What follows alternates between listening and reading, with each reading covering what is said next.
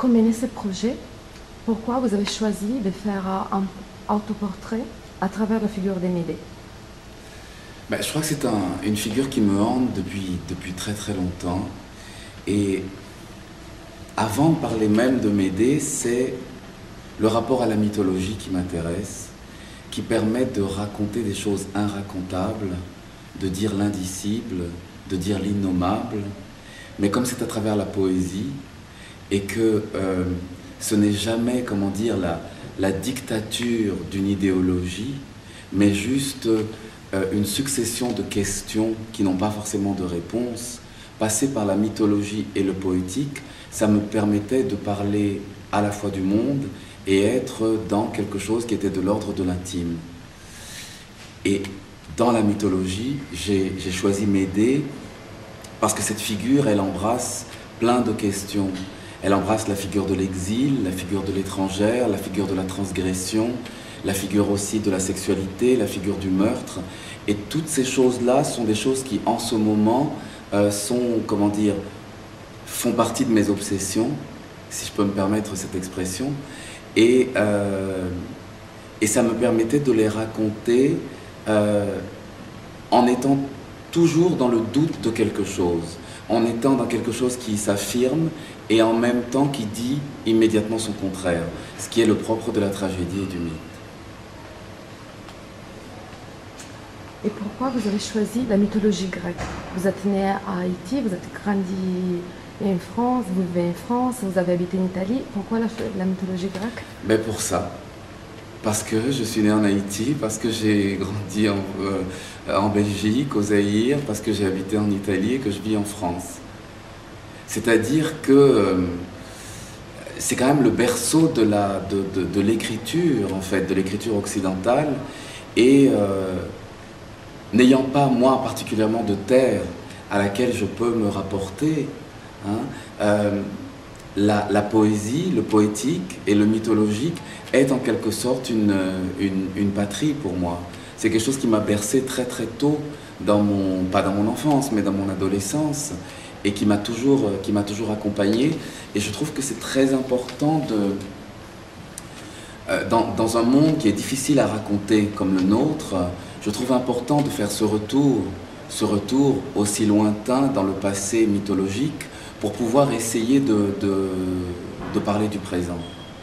Et en fait, c'est parce que je crois que je suis un kaléidoscope de sensations, d'influences, de culture. C'est peut-être pour ça que je reviens à ces choses-là. Et aussi parce que j'ai été bercé par ces classiques-là. J'ai une passion pour Racine, et Racine, c'est aussi, par exemple, le retour à la mythologie, vu dans un prisme particulier, qui est le prisme du classicisme français du XVIIe. Mais ces choses-là fondamentales, archaïques, ce sont des choses auxquelles, selon moi, un écrivain ne peut pas échapper. La famille comme territoire toxique.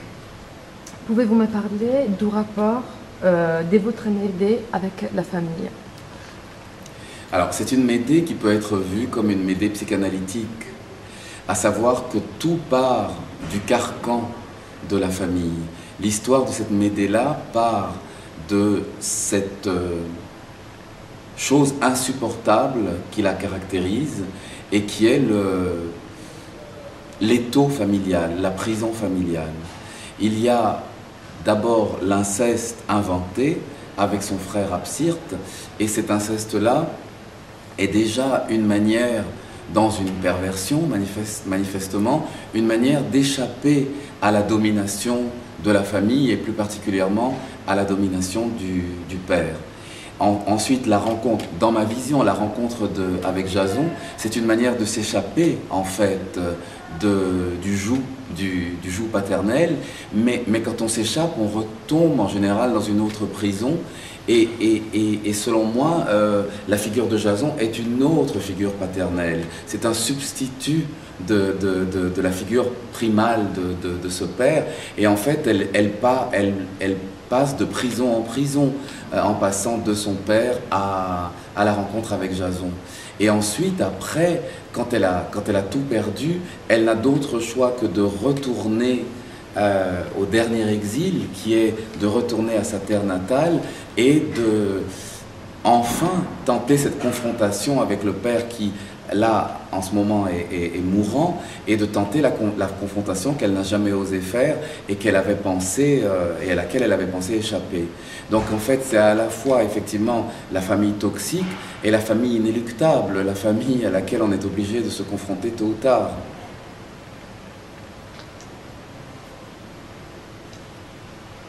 Pasolini, après la trilogie de la vie, avait déclaré vouloir faire des films non consommables. Dans la présentation des saisons de la MC 93, vous avez dit vouloir essayer d'être dans la beauté et en montant de vouloir faire quelque chose de non consommable. Croyez-vous avoir atteint ces buts? Oh, moi, je n'atteins jamais rien. Ce ne sont que des tentatives. Effectivement, Pasolini est un de mes modèles, et Pasolini, dans son extraordinaire, maîtrise du poétique, que ce soit dans le cinéma, dans la littérature, dans le théâtre, arrivait à faire trembler une société, qui était la société italienne de l'époque dans laquelle il vivait. Et ça, je pense que c'est une des fonctions de l'artiste. Ce n'est pas la fonction absolue de l'artiste, il y a d'autres fonctions. On peut faire plein de théâtre, mais faire vaciller un peu les certitudes, c'est quelque chose qui m'intéresse. Je ne sais pas si j'ai atteint ce but. C'est plutôt au spectateur qu'il faut le demander, ça. Moi, j'ai essayé de poser la question.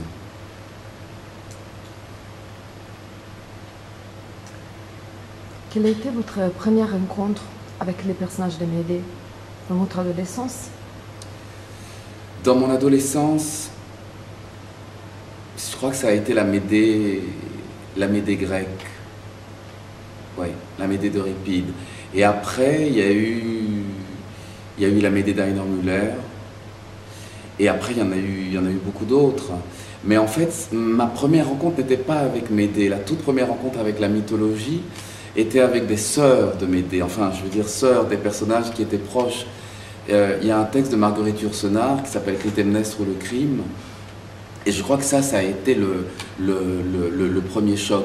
Et il y a des parentés entre ces femmes qui n'abdiquent pas, ces femmes qui tuent. Et je crois que ça m'a fasciné dès le début. Ensuite, j'ai écrit une Médée il y a très très longtemps, je devais avoir 25 ans, et c'était pas bien du tout. C'était un très très mauvais texte, mais manifestement, ça me hantait déjà. Cette figure de l'exilé me parlait, m'interrogeait. Et donc il y a eu, peut-être la première rencontre était une rencontre d'écriture avec Médée, une rencontre ratée, mais plus une rencontre d'écriture qu'une rencontre de lecture. Pourquoi vous avez choisi de travailler seul sur scène avec un musicien? Parce que je voulais travailler seul et parce que je voulais que ce soit un opéra, parlé. Je voulais que ça ait les vibrations du chant, à savoir que la musique et la voix parlent au système nerveux et le théâtre parle à l'intellect. Et j'avais envie de parler aux deux. Et que les choses ne passent pas seulement par la construction, hein, et par la structure, mais que ça puisse passer vraiment par les vibrations et que ça puisse peut-être émouvoir le spectateur de manière totalement illogique. Ça m'intéressait beaucoup. Et donc dès le début, je l'ai pensé comme ça. Alors moi, j'ai une curiosité. À la fin de votre pièce, Médée, quand il retourne chez son père, une femme dans le village, elle crache sur son visage et Médée, il baisse ses pieds. Pourquoi il y a ce changement d'attitude? Et Médée qui est plein de rage pendant toute la pièce, à la fin, elle arrive à cette sorte de figure presque christique. Elle baisse les pieds de cette femme. Parce que je crois que quand elle rentre, elle n'est plus vivante. Elle n'est plus elle-même. Elle le dit, ses cheveux sont devenus blancs. Elle dit le masque faramineux de Médée remonte à la surface comme la gorgone sur le métal de bouclier. En fait, je crois qu'elle a traversé elle a traversé le gouffre de la dépression après l'épisode avec Jason, le meurtre des enfants, et qu'elle n'est plus qu'une coquille vide. Elle est étrangère à elle-même, comme dit Phèdre dans la tragédie de Racine, et qu'à partir de là, il n'y a plus de pouvoir, il n'y a plus d'orgueil, il n'y a plus rien. Et le fait de baiser les pieds, pour moi, c'était une figure dostoïevskienne. Il y a ça chez Dostoïevski. Cette chose de l'humiliation, mais de l'humiliation qui devient sublime, et de l'humiliation qui devient effectivement christique, ou peut-être pas christique, mais qui devient comme une élévation, comme une spiritualité, quand il n'y a plus rien à défendre.